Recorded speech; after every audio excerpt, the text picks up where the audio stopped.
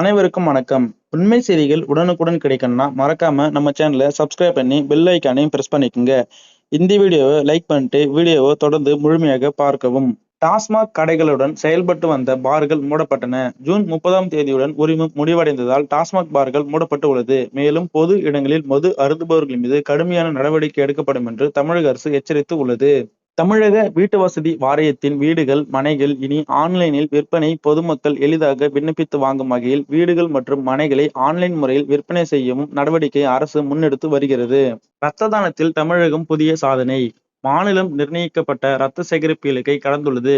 இருப்பினும் மாற்று ரத்த தானம் கேட்கும் மருத்துவமனைகள் மீது சுகாதாரத்துறை அமைச்சர் கடும் கண்டனம் தெரிவித்து உள்ளார். பள்ளி கல்வி பாடத்தின் குழுவுக்கு புதிய தலைவர். முன்னாள் இஸ்ரோ விஞ்ஞானி எம். அண்ணாதுரை பள்ளி கல்வி பாடத்திட்டத்தின் வடிவமைப்பு குழுவின் தலைவராக நியமிக்கப்பட்டு உள்ளார். பாதுகாப்பு மின்னணு உற்பத்தியில் தமிழகத்திற்கு பெரிய வாய்ப்பு. 2040க்குள் தமிழகத்தின் பாதுகாப்பு மின்னணு உற்பத்தி ரூபாய் 37,000 கோடி எட்டும் திறன் உள்ளது என்று DRDO தெரிவித்து உள்ளது. டிவிகே எம்எல்ஏக்கு லஞ்சம் கொடுக்க முயன்றதாக 3 பேர் கைது. சட்டப்பேரவை தொடர்பான வாக்கெடுப்பை பாதிக்க முயன்றதாக கூறப்படுகிறது. இந்த வழக்கில் 3 கைது செய்யப்பட்டு உள்ளனர். விசாரணை தொடர்ந்து நடைபெற்றும் வருகிறது. தமிழகம் முழுவதும் சிறப்பு பேருந்துகள் இயக்கம். பொதுமக்களின் பயண வசதிக்காக 1400க்கும் மேற்பட்ட சிறப்பு பேருந்துகள் இயக்க போக்குவரத்து துறை நடவடிக்கை எடுத்து உள்ளது.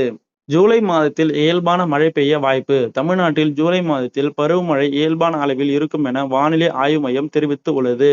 மத்திய அரசின் உயர்மட்ட ஆலோசனை கூட்டம். பிரதமர் அனைத்து துறை செயலர்களுடன் ஆலோசனை நடத்தி வளர்ச்சி திட்டங்கள் மற்றும் மக்கள் நல திட்டங்களை விரைவாக செயல்படுத்த உத்தரவிட்டு உள்ளார். எரிபொருள் துறையில் நிவாரணம். விமான எரிபொருள் மற்றும் வணிக LPG சிலிண்டர் விலைகள் குறைக்கப்பட்டு உள்ளன. இதனால் தொடர்புடைய துறைகளுக்கு ஓரளவு நிவாரணம் கிடைக்கும் என எதிர்பார்க்கப்படுகிறது.